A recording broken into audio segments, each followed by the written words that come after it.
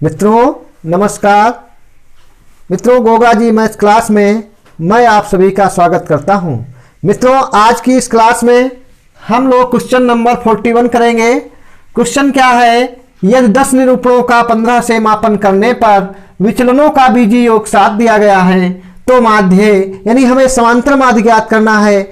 हमारे पास निरूपण कितने हैं, 10 निरूपणों का 15 से मापन किया जाता है, तब विचलनों का बीजीय योग कितना है, 7 है। प्रश्न ने कहा है कि माध्य, तो समांतर माध्य देखिए, समांतर माध्य x बराबर होता है a plus sigma D I upon n। n क्या है, पदों की संख्या है, और a क्या है, 15 से मापन किया जाता है, यानी 15 से मापन किया जाता है। तो यहाँ पर a जो है रखेंगे 15 प्लस सिग्मा डी आई विचलन होते हैं, विचलनों का जो है सम यानी योग, विचलनों का बीजीय योग कितना दिया गया है, 7।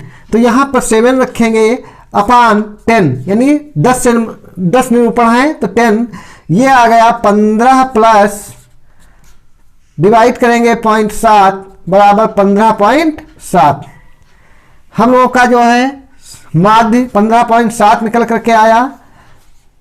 देखिए मित्रों हम लोग जो है मिलान करते हैं, ये 105 है, ऑप्शन ए, ऑप्शन बी 70 है, ऑप्शन सी 15.7, और हम लोगों ने जो निकाला है वो भी 15.7 निकल करके आया है, यानी करेक्ट आंसर सी है।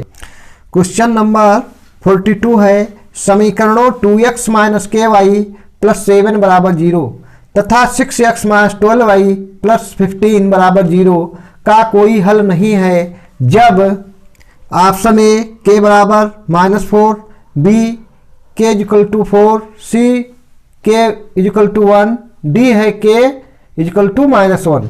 यानी के किस मान के लिए इस समीकरण का कोई हल नहीं है। प्रश्न ने यह कहा है के का मान वो हमें बताना है जिसके लिए इसका कोई हल नहीं है। देखिए कोई हल ना होने की स्थिति में क्या करते हैं, यानी कि यदि a1 जैसे दो समीकरण दिए हैं, a1x plus b1y plus c1 बराबर 0, दूसरा समीकरण है a2x प्लस b2y और प्लस c2 बराबर 0। ये समीकरण नंबर 1। समीकरण नंबर 2, ये दो चर राशि वाले रैखिक समीकरण बोले जाते हैं। यदि a1 upon a2 not equal b1 upon b2, यदि ऐसा है यानी a1 upon a2 not equal b1 upon b2, तो यूनिक हल होते हैं, यानी अद्वितीय हल। समीकरण निकाय जो होता है ये फर्स्ट और सेकंड समीकरण निकाय का अद्वितीय हल यानी यूनिक हल मिलता है। क्या मिलता है, यूनिक हल, यूनिक जो है सलूशन मिलेगा इस वाली स्थिति में। और यदि a1 upon a2 equal to b1 upon b2 equal to c1 upon c2, तो समीकरण निकाय जो होता है उसके इनफाइनाइट हल यानी अनेक हल, अपरिमित रूप से अनेक हल जो है प्राप्त होते हैं, अनेक हल मिलते हैं। कैसे मिलते हैं, अनेक हल। और यदि a1 अपान a2 बराबर b1 upon b2 not equal c1 upon c2 हो, तो इस स्थिति में कोई भी समीकरण निकाय का हल नहीं मिलता है। तो आइए प्रश्न ने कहा है कि समीकरण निकाय का कोई हल नहीं है जब, तो कोई हल ना होने की स्थिति के लिए कह रहा है, तो ये वाला जो है होना चाहिए। तो देखिए a1 कितना है, a1 upon a2 equal to b1 upon b2 not equal to c1 upon c2। तो देखिए यहाँ पर a1 जो है a1 b1 c1, तो a1 है 2 b1 माइनस के और c1 है नॉट इक्वल, c1 है 6। यहाँ पर a2 b2 c2, a2 b2 c2, a2 है 6 और b2 है माइनस का 12 और c2 है a2 b2 c2 15। तो यहाँ पर देखिए ये माइनस से माइनस कैंसिल हो गया, ये आया 2 1 2 2 3 6, यानी 1/3 इक्वल टू k बटा 12 और नॉट इक्वल 6/15। अब ये 12 यानी के इतना, यानी ये दो मान बराबर होंगे और ये नॉट इक्वल इसके, तो के किस मान के लिए, तो देखिए 1/3 इज इक्वल टू k/12, यानी 3k बराबर 12, k बराबर 12/3, 3 एकम 3, 3 चक्कू 12, यानी k बराबर 4। तो देखिए मित्रों k बराबर 4, यानी k बराबर 4 जब होगा तब इसका कोई भी हल नहीं मिलेगा। आइए हम लोग जो है थोड़ा देख लेते हैं। k बराबर 4 यानी a1, ये जो हम लोगों का है 1/3, यहां पर ही चेक कर लेते हैं। देखिए k बराबर 4 रखेंगे, k बराबर जब यहां 4 लिया जाएगा तो 1/3 is equal to 4/12 not equal 6/15। तो देखिए 4 एकम 4, 4 3 12, 1/3 1/3 ये बराबर होने चाहिए, जो कि बराबर हैं। और ये कभी भी इसके जो थर्ड वाला है C1/C2 रेशियो इसके बराबर नहीं होंगे। तो k का कौन सा मान है, k का मान निकला जो है 4। तो हम लोग ऑप्शन देख लेते हैं, k बराबर 4। क्वेश्चन नंबर 43 है, यदि a + b + c बराबर 5 तथा ab + bc + ca बराबर 10, तो a³ + b³ + c³ - 3abc का मान है। Option A, B, C, D, 4 option हम लोगों के पास हैं और कह रहा है a³ + b³ + c³ - 3abc का मान ज्ञात करिए। तो देखिए a³ + b³ + c³ - 3abc, इसका जो फार्मूला होता है a³ + b³ + c³ - 3abc बराबर a + b + c, एक ब्रैकेट में लिखेंगे, अगले ब्रैकेट में होता है a² + b² + c² - ab - bc - ca।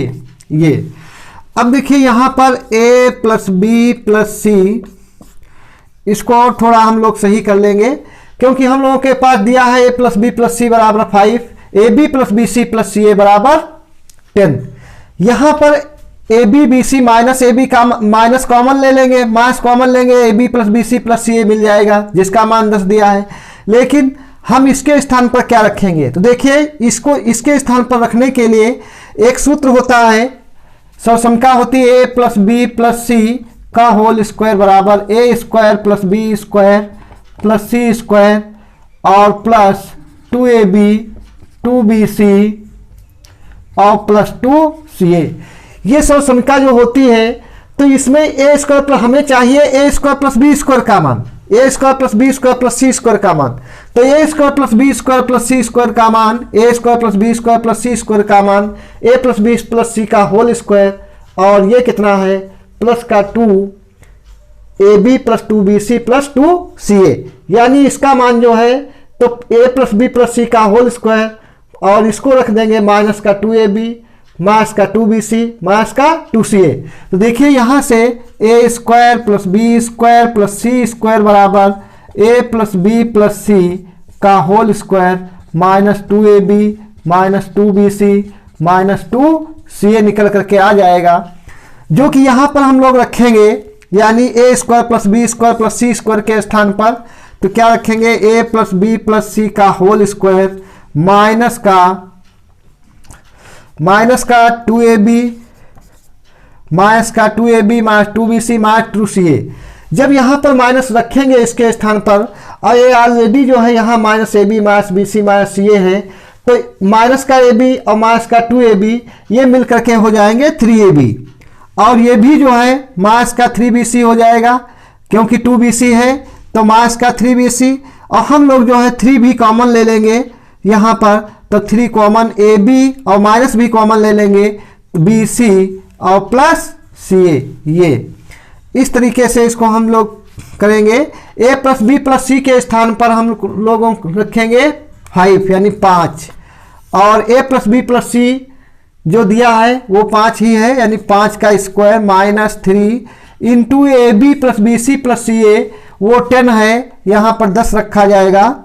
अब ये 5 यानी 5 25 माइनस 10 30, और ये आ गया 5 इंटू 30 से 25 यानी -5 तो 5 इंटू -5 और बराबर माइनस का 25। तो ये हम लोगों का आंसर निकला। चेक करते हैं ऑप्शन। ऑप्शन ए है -25, ऑप्शन बी 25, ये 0, ये 75, यानी ऑप्शन -25 आया है। तो ऑप्शन ए ही जो है हम लोगों का करेक्ट आंसर है। क्वेश्चन नंबर 44, यदि log 4 base x log 16 base x plus log 64 base x बराबर 12, तो हमें x का मान जो है बताना है। ऑप्शन ए है 2, बी 4 और सी 5, डी है 10। तो देखिए यहाँ पर ये लघुगणक का प्रश्न है। log 4x यानी log 4 base x log 16 base x log 64 base x बराबर 12। यहाँ पर मित्रों बेस देखिए जो है, पहला जो लघुगणक है इसका बेस x है, इसका भी बेस x है, इसका बेस x है। यदि बेस बराबर हैं, हम लोग जानते हैं log mn log base a और log m base a plus log n base a ये दिया है। तो बेस बराबर होने पर log हम लिख लेंगे log बेस a mn, यानी कि हमारे कहने का मतलब है log base a m plus log base a और n है, तो इसको लिख सकते हैं log बेस a mn। नहीं log mn जो होता है बेस a पर इस तरीके से टूट जाता है, बेस समान होना चाहिए। तो हम लोगों का जो क्वेश्चन दिया है उसमें देखिए बेस तो समान है। जब बेस समान दिया गया है तो हम लोग क्या करेंगे, log बेस x और 4 इंटू 16 इंटू 64 बराबर कितना आएगा, 12 इंटू। अब देखिए यहां पर 12 इंटू 12 के साथ में कुछ भी नहीं है, तो 12 के साथ में हम लोग 1 समझ लेते हैं। अब देखिए यहां पर log बेस x यानी 4 इंटू 16 इंटू 64 बराबर 12 और log बेस जो है x है, इधर x बेस लेते हैं log x, यानी log x बेस वही हो तो इसका मान 1 होता है, क्योंकि log बेस a और log a बेस a यानी समान बेस पर कितना मान होता है, 1।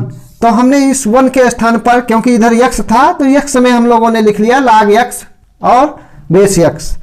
अब देखिए log बेस x 4 जो है यहां पर ध्यान दीजिएगा, 4 यानी इसको हम लिख सकते हैं 4 इंटू 16 इंटू 64, इसी तरीके से लिखते हैं।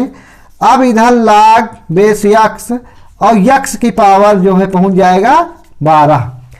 एक फार्मूला हम लोगों के पास लघुगणक का होता है log बेस a m उसकी पावर n, तो n पहले आ जाता है और log बेस a m ये हो जाता है। इस वाले फार्मूले से हम लोग जो है ये 12 जो था उसके ऊपर ले गए, इस वाले फार्मूले से जैसे ये लिखा था यहाँ पर n घात ऊपर आ जाती है तो यहाँ ले आए। अब देखिए log बेस x, अब ये जो हम लोगों का दिया हुआ है ये 2 की पावर 2 इंटू 2 की पावर 4 इंटू 2 की पावर 6 बराबर log बेस x की पावर 12। यहां पर देखिए इसको हम कैंसिल कर सकते हैं इस तरीके से, तो ये 2 की पावर 4 2 6 6 12 बराबर x की पावर 12। यहां पर देखिए आधार यानी घातांक क्या है, समान है। घातांक समान है, एक सूत्र होता है a की पावर m बराबर b की पावर m। यदि घातें बराबर हैं तब हम लोग जो है a बराबर b लिख सकते हैं इस तरीके से। तो यहां देखिए घातांक जो हैं इक्वल हैं यानी समान हैं, तो x बराबर 2 हम लोग जो है लिख सकते हैं। तो मित्रों x का मान 2 आया, प्रश्न ने कहा था ये इसके बराबर है तो x का मान ज्ञात करिए, तो x का मान हम लोगों ने 2 निकाला। आइए देखते हैं, ऑप्शन ए ही 2 है, यानी करेक्ट ऑप्शन जो है कितना है, 2।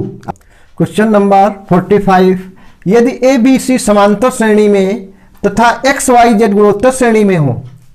प्रश्न ने कहा है ए बी सी क्या है, समांतर श्रेणी में है अर्थमेटिक प्रोग्रेशन में, तथा एक्स वाई जेड गुणोत्तर श्रेणी में है ज्योमेट्रिक प्रोग्रेशन में हो, तो x की पावर b माइनस सी, y की पावर c माइनस ए, z की पावर a माइनस बी, इसका मान क्या है, यानी हमें इसकी वैल्यू प्राप्त करनी है। तो देखिए मित्रों, ए बी सी समांतर श्रेणी में है। जब ए बी सी समांतर श्रेणी में होते हैं तो एक कंडीशन होती है 2b बराबर a प्लस सी, यानी ए बी सी समांतर श्रेणी में है। यहां पर लिख लेते हैं समझने के लिए, क्योंकि a कॉमा बी कॉमा सी समांतर श्रेणी में है। a कॉमा बी कॉमा सी किस में है, समांतर श्रेणी में, समांतर श्रेणी में है। तो 2b बराबर a प्लस सी, 2b बराबर a प्लस सी कहां से आता है, क्योंकि समांतर श्रेणी में है तो इनका जो कॉमन डिफरेंस होगा वो इक्वल होगा, यानी b माइनस ए बराबर c माइनस बी। तो 2b जब हो जाएगा तो 2b बराबर a प्लस सी, यानी 2b बराबर a प्लस सी। एक कंडीशन जो है हम लोगों के पास शर्त ये हो गई। अगला आगे दिया है x y z गुणोत्तर श्रेणी में है, तो चूंकि x comma Y comma Z किस में है, गुणोत्तर श्रेणी में, गुणोत्तर श्रेणी में है। जब ये जीपी में है तो इनका जो कॉमन रेशियो होता है, यानी कॉमन रेशियो क्या होता है, समान, यानी कॉमन रेशियो जो होता है वो समान होता है। इनको डिवाइड किया जाए दूसरे पद को पहले पद से, दूसरे और तीसरे को दूसरे से, तो कॉमन रेशियो समान होता है। तो इस तरीके से जो है ये आएगा वाई स्क्वायर बराबर जेड एक्स। ये शर्त जो है सेकंड हो गई, यानी फर्स्ट और सेकंड दो शर्तें हमको दी गई हैं। अब कह रहा है कि x की पावर b माइनस सी, वाई की पावर c माइनस ए, z की पावर a माइनस बी का मान क्या होगा। आइए हम लोग लिखते हैं x की पावर b माइनस सी इंटू वाई की पावर c माइनस ए और z की पावर a माइनस बी। यहां पर देखिए वाई स्क्वायर बराबर दिया है जेड एक्स, वाई स्क्वायर बराबर कितना दिया गया है, जेड एक्स। तो वाई स्क्वायर बराबर जेड एक्स दिया है, तो यहां से हम लिख सकते हैं वाई बराबर जेड एक्स उसकी पावर 1/2। ये कैसे, 2 से भाग दे दिया, 2 से डिवाइड कर दिया घातों को, तो जेड एक्स उसकी पावर 1 थी, इस प्रकार से 1/2 लिख दिया। अब यहां देखिए x की पावर b माइनस सी इंटू वाई के स्थान पर लिखेंगे जेड एक्स, तो जेड एक्स लिखा जाएगा उसकी पावर 1/2। तो पावर 1/2 है तो 1/2 साथ में है c माइनस ए और इंटू जेड की पावर a माइनस बी। अब देखिए x की पावर b माइनस सी इंटू जेड की पावर कितना आया, c माइनस ए अपान 2 और x की पावर c माइनस ए अपान 2 इंटू जेड की पावर a माइनस बी। अब मित्रों देखिए यहां पर आधार समान होते हैं तो गुणा में घातें जोड़ी जाती हैं। तो यहां पर आधार समान किसके किसके हैं, x और x, ये आधार x है, समान है, घातें जोड़ देंगे। तो देखिए इधर लिखते हैं x की पावर इसकी घात b माइनस सी है और प्लस इसकी घात है c माइनस ए अपान 2 इंटू जेड की पावर c माइनस ए अपान 2 और प्लस घात को ऐड करेंगे a माइनस बी। अब देखिए इसको सॉल्व कर लेते हैं, तो ये 2b हो जाएगा, x की पावर 2b माइनस का 2c प्लस c माइनस ए अपान 2 इंटू जेड की पावर c माइनस ए प्लस 2a माइनस का 2b। अब देखिए x की पावर ये 2b है, 2b लिखा, c minus 2c plus c यानी माइनस c माइनस ए अपान 2 इंटू जेड की पावर ये c है यानी 2a, ये a लिखा हम लोगों ने, यानी 2a से एक जाएगा a और माइनस का 2b और प्लस का c। अब देखिए यहां पर दो शर्तें हम लोगों ने जो पहले निकाली थी, यानी शर्त नंबर 1 शर्त नंबर 2, इनका उपयोग करेंगे क्योंकि 2b बराबर a प्लस सी है, 2b बराबर कितना है a प्लस सी। तो यहां पर 2b के स्थान पर x की पावर 2b के स्थान पर इसके स्थान पर हम a प्लस सी रखेंगे माइनस सी माइनस ए अपान 2 इंटू जेड की पावर, देखिए a और c, a प्लस सी बराबर a प्लस सी कितना दिया है, a प्लस सी दिया है 2b, तो a प्लस सी बराबर 2b, तो 2b माइनस 2b। देखिए दोनों शर्तों का उपयोग हो गया। इस शर्त का जो शर्त नंबर 1 थी इसका उपयोग यहां हुआ और शर्त नंबर जो दो थी उसका उपयोग यहाँ पर हो चुका है पहले से। तो देखिए ये c कैंसिल, ये कैंसिल और 2b कैंसिल, बराबर आ गया x की पावर 0 इंटू z की पावर 0। तो 1 इंटू 1 बराबर 1। तो इसका आंसर जो है कितना है 1। तो ऑप्शन देखते हैं हम लोगों का कौन सा सही है। ए 0 है, बी कितना है 1। तो ऑप्शन बी जो है सही आंसर है। क्वेश्चन नंबर 46 है 1 अपान log x बेस 2 प्लस 1 अपान log x बेस 3 प्लस 1 अपान log x base 4 plus dot dot 1 अपान log x बेस 50 यानी 50 कोमा x नॉट इक्वल 1 बराबर है। तो उसने कहा है x नॉट इक्वल 1, यहां पर जो दिया है तो x बराबर 1 तो हो ही नहीं सकता। क्यों नहीं हो सकता? देखिए इसमें किसी भी पद में यानी x बराबर 1 रख लेंगे तो log 1 का मान हर एक बेस पर log 1 जो होता है वो बेस चाहे जो भी हो उसका मान शून्य होता है। जब शून्य होता है तो 1 अपान log 1 शून्य हो जाएगा, तो 1 अपान 0, 1 अपान 0 इन्फिनिटी यानी बेकार हो जाएगा, परिभाषित रूप हो जाएगा, तो 1 तो वैसे भी नहीं होगा। तो देखिए अब प्रश्न ने क्या कहा 1 अपान log 2 log x बेस 2। हम लोग जानते हैं log बेस a और b यानी log बेस a b हो तो इसको लिख सकते हैं 1 अपान log, यानी आपस में जो है परिवर्तन हो जाता है। बेस जो है यहाँ आ जाता है, b बेस में आ जाएगा और a जो होता है वो कहाँ पर यहाँ हो जाता है। ये 1 अपान करके लिखेंगे। बहुत ध्यान से जो है इसको समझना है। log b बेस a बराबर log a बेस b हो जाता है।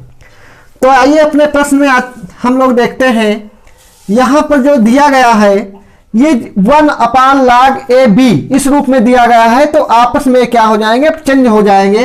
तो हम लोग क्या करते हैं 1 अपान log x बेस 2 है तो इसको लिखेंगे इस तरीके से log x और 2 यानी बेस x हो जाएगा, आपस में बदल जाते हैं और 1 अपान यानी इस रूप में हमने लिख लिया।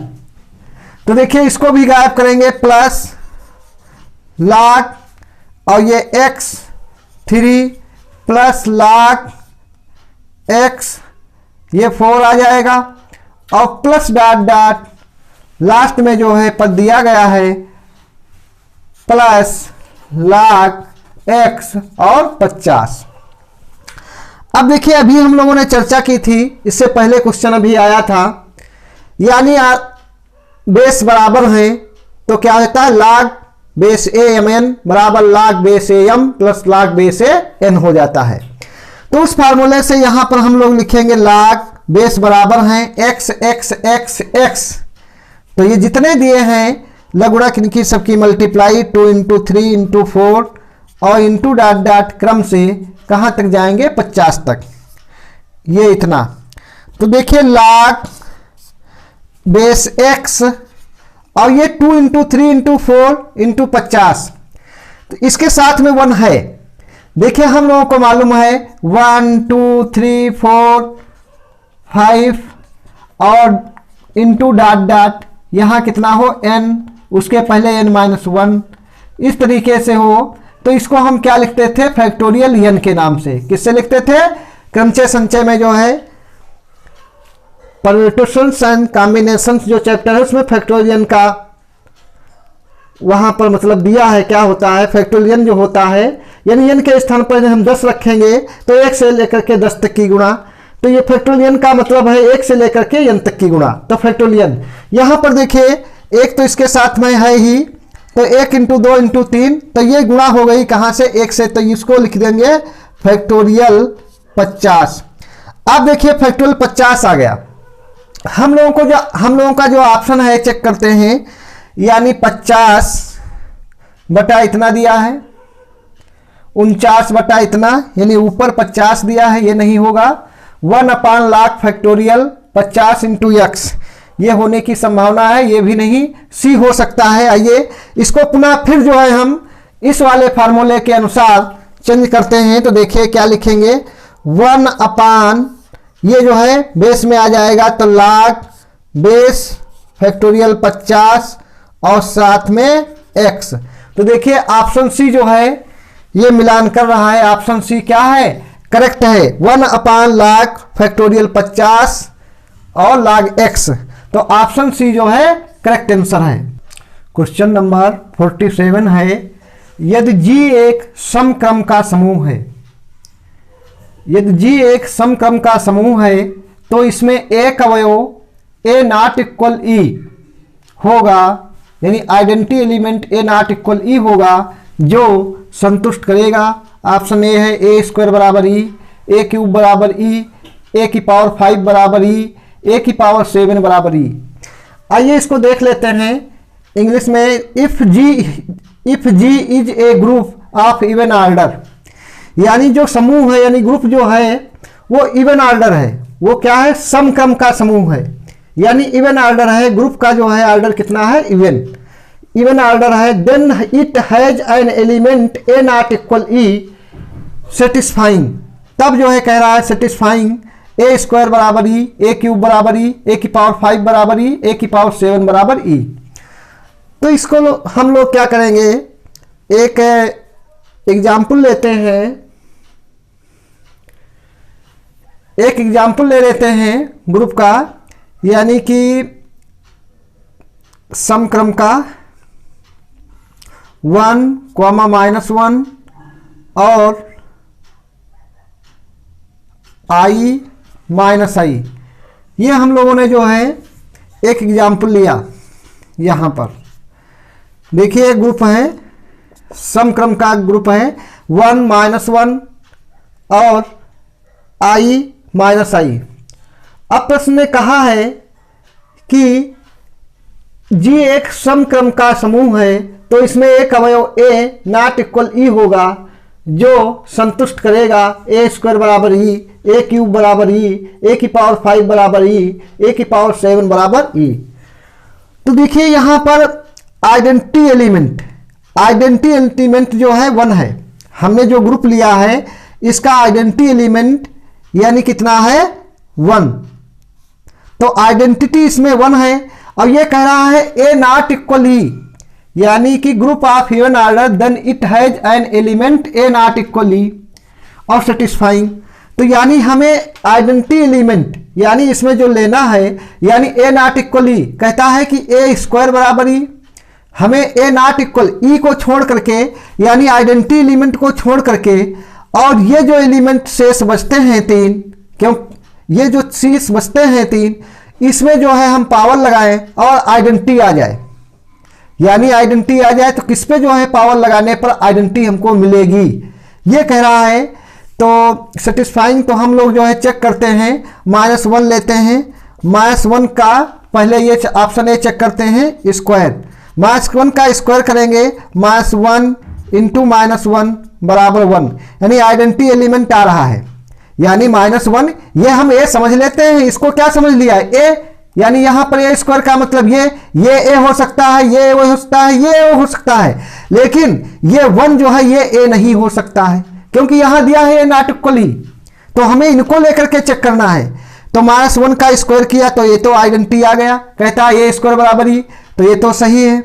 अब देखिए उसके बाद -1 पर हम 3 पावर लगाएंगे, -1 पर हम 3 पावर लगाएंगे तो ये तो माइनस आएगा, आइडेंटिटी नहीं आएगी, बेकार हो गया। ए की पावर 5, इस पे -1, उसकी पावर 5 लगाएंगे, ये भी -1, ये भी नहीं आएगा, संतुष्ट होगा। आइडेंटिटी आनी चाहिए, और आइडेंटिटी कितनी है, 1, आइडेंटिटी है 1, यानी आइडेंटिटी आनी चाहिए। अब देखिए 7 वाला लगाएंगे, -1 उसकी पावर 7, ये भी -1, यानी ये नहीं है। कौन संतुष्ट कर रहा है, 1, यानी -1 का स्क्वायर बराबर 1।